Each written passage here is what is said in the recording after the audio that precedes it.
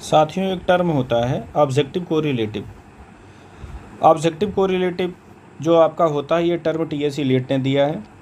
इसमें ये बताया जाता है कि जब आप अपने कोई इमोशन एक्सप्रेस कर रहे हो, जैसे सपोज दैट मुझे लव के इमोशन को एक्सप्रेस करता हो, तो लव का इमोशन एक्सप्रेस करने के लिए कोई ज़रूरी नहीं कि मैं ऑब्जेक्ट का ही यूज़ करूं।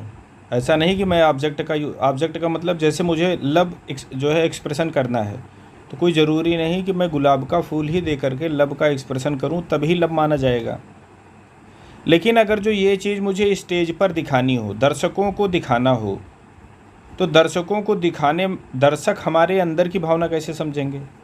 तो दर्शक जब हमारे अंदर की भावना नहीं समझ पाएंगे तो वो उन सब चीज़ों से उतने अच्छे से कोरिलेट नहीं हो पाते हैं।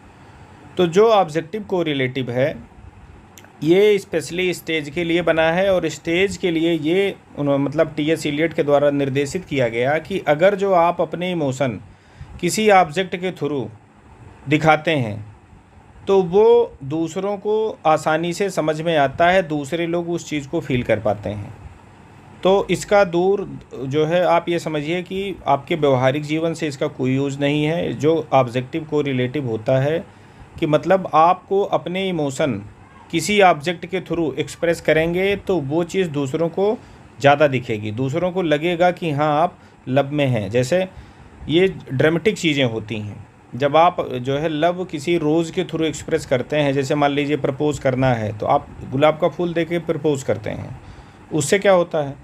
उससे ऐसा नहीं कि प्यार ज़्यादा बढ़ जाता है, कम बढ़ जाता है। इससे दूर दराज प्यार का कोई लेना देना नहीं। इससे ये है कि जो दर्शक लोग बैठ के देख रहे हैं उनको लगता है कि हाँ तगड़ा प्यार का एक्सचेंज चल रहा है। दूसरी चीज़ ये होती है, जैसे मान लो हॉरर वाला कोई सीन चल रहा हो, डर का सीन हो, फियर का सीन हो, तो उसमें भी आपको ऑब्जेक्ट का, उसके रिलेवेंट ऑब्जेक्ट का यूज़ करना है। जैसे मुझे मान लीजिए एंगर दिखाना है, तो एंगर दिखाने के लिए मुझे खंजर लेना पड़ेगा। अब गुलाब का फूल दिखा करके मैं एंगर कैसे एक्सप्रेस करूँगा? तो ऑब्जेक्टिव कोरिलेटिव में क्या होता है कि इमोशन को एक्सप्रेस करने के लिए आपके पास ऑब्जेक्ट होने चाहिए, और वो ऑब्जेक्ट रिलेवेंट होने चाहिए। रिलेवेंट का मतलब अगर जो एंगर है तो खंजर, लव है तो आपका गुलाब का फूल। थैंक्स।